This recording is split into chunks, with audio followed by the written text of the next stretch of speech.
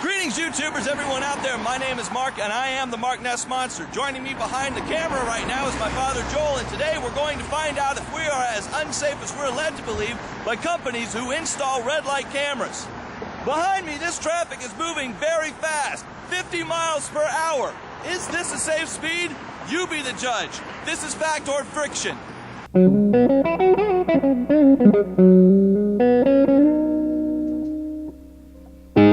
Every year, hundreds of thousands of people become victims of automobile accidents, crashes, and fatalities. These are all tragedies, and most could have been prevented. We live in a time where information is relentlessly bombarding our minds every minute of our waking lives, so much so that we sometimes consume information during the times we are driving, like talking or texting on our cell phones, dealing with kids in the back seat, looking up directions on our GPS devices, and even eating or putting on makeup while driving. All of these bad habits create a hazardous traffic environment. This is a natural phenomenon, and stacking more legislation on top of legislation only proves to confuse motorists to a breaking point. What will it take before we feel so unsafe in our automobiles that we become afraid to drive them through intersections, drive them down boulevards, out of our own driveways? And at what point do we realize that we are the victims of unnecessary additional traffic law enforcement? Let's hear from a real red light camera opponent. Denise Skinner, red light camera opponent.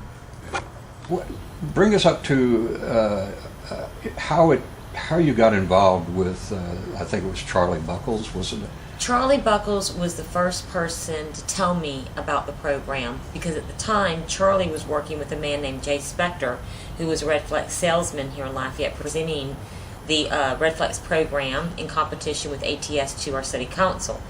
Charlie was hired by Red Flex to help Mr. Spector and to introduce them to the right political connections in town and so forth and so on. My second introduction came when I started helping Todd Elliott on his 1330 AM program on the radio, and Todd was vehemently opposed to the red light cameras, and of course, you know, I told Todd, well, he was just wrong. These were going to be great. I was told by my longtime friend how it was going to save lives, and Todd introduced me to a case in Minnesota, a Supreme Court case in Minnesota, and when I read the Supreme Court case in Minnesota, I changed my mind completely about red light cameras. When were you aware that they were going to have to rewrite all of the city ordinances? Well, I guess I knew that they had written ordinances. What I did not know is that they didn't have the state's permission to do so. Because they had asked the state of Louisiana, the legislature, 5 times for permission to do this, and were told no. How much do you feel this has really had an effect on this community as far as the safety aspect goes? Oh, I think it's had an adverse effect on safety. I think it's a more dangerous program than not having the cameras at all. I mean, the phone calls that I got were people slamming on brakes, people being blinded by the lights at night. Red Flex in the very beginning, if you remember, in 2007, 2008, were very sneaky about parking their vans in the darkest of roads, in the curves, where there was absolutely no street light. So their victim, who was coming around the corner, in complete darkness, was getting the hugest flash of light directed in their eyes while they're driving, which also there's a state statute that addresses that you can't flash lights and take a light and flash it in someone's eyes while they're driving a vehicle, and that's exactly what this program does. It flashes a huge ray of light into the driver's eyes, enough to blind them and cause them to wreck. How could anybody look at that and actually believe that that's safe? Speed cameras are only the instruments that are used to trigger the process that creates the notice of extortion. The notice is designed to fool you into believing that it is 100% legitimate and sanctioned by state law. It is not.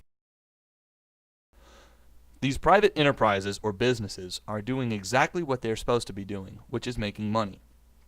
What makes this process illegitimate is the way they make the money. They prey on the public's ignorance of the process to create a revenue stream using extortion. The public never enters into any contract with these companies that presume to legislate us with made-up laws and enforce them by extorting money from our pocketbooks into the coffers of the company supporting the process, all under the guise of safety.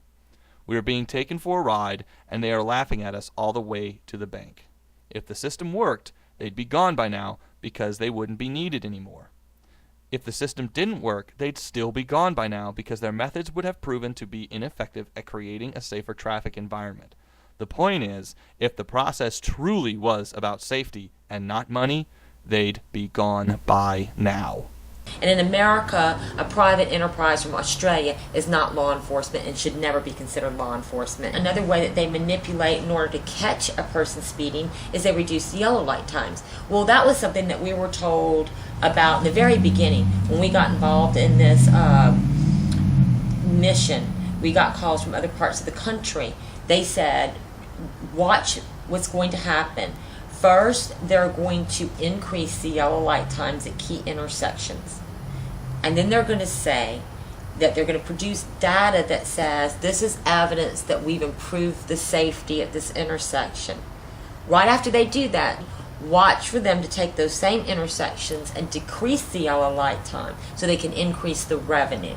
But they're cherry picking in the community. And that's not fair. They're doing it based on financial ability to pay, not whether or not someone is safe. We've changed more of Red Flex's behavior in Lafayette than Red Flex has ever changed ours, I think. In 2009, last year, we finally got to the point where we had some other legislators finally who agreed and said, we agree, this is wrong. Jeff Arnold, Cedric Richmond, and they put forth some legislation. If you remember, though, we couldn't get it out of committee. We had one turncoat at the 11th hour that was supposed to be with us that wasn't, and suddenly now he's a big fan of Red Flex overnight. But that's okay because Cedric and Jeff now have even more friends on the legislation, and we're going back in 2010 with 9 legislators now on the bill, yeah. And he's got 4 bills this time, and so every time we go and do that, we get more support and we go back. We're going to get these cameras out of Louisiana, either through legislation or through indictments, because if you're watching what's happening to Red Flex right now in Jefferson Parish, it's not good with Aaron Broussard. The payoffs, the kickbacks, the garbage contracts, the insurance deals. I don't know if people remember, but the deal in Jefferson to make Red Flex work was that the hospital was going to get the benefit of the revenue stream. And who really wants to be against sick people? We're going to fund the hospital with the profits of this revenue stream. Well, now we're finding out that the U.S. Attorney Jim Litton has a big problem with who's getting the hospital profits in Jefferson Parish, and everybody is under a microscope right now.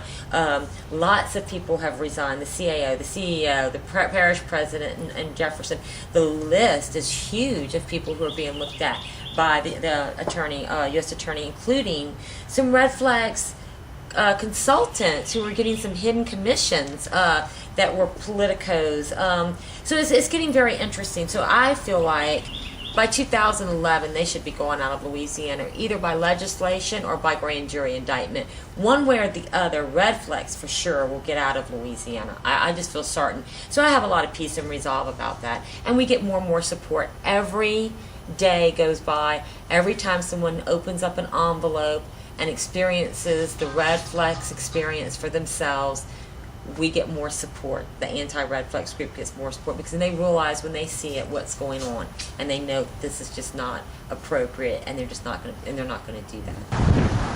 The responsibility of traffic safety and flow lies directly on the shoulders of traffic engineers, not private enterprise, and certainly not on cameras. When traffic engineers become lazy and fail to do their jobs completely as they are paid to do so, we suffer. And we become the victims of camera fraud and scams. Cameras do not save lives. Cameras do not prevent crimes from being committed. And cameras certainly do not pursue criminals who have committed the crimes. Law enforcement does. We need to rely on effective law enforcement to do its job, or it will fail. The truth is, there's not much the government can do to force or coerce a change in our unsafe driving habits. We change because we want to change. Allowing a private enterprise to come in and write legislation forces an abridgment of police power, making them ineffective at doing their jobs. We need to live in a world where we pay attention to what's going on outside of our cars more and what's going on inside of our cars less. How many tickets have you received? None.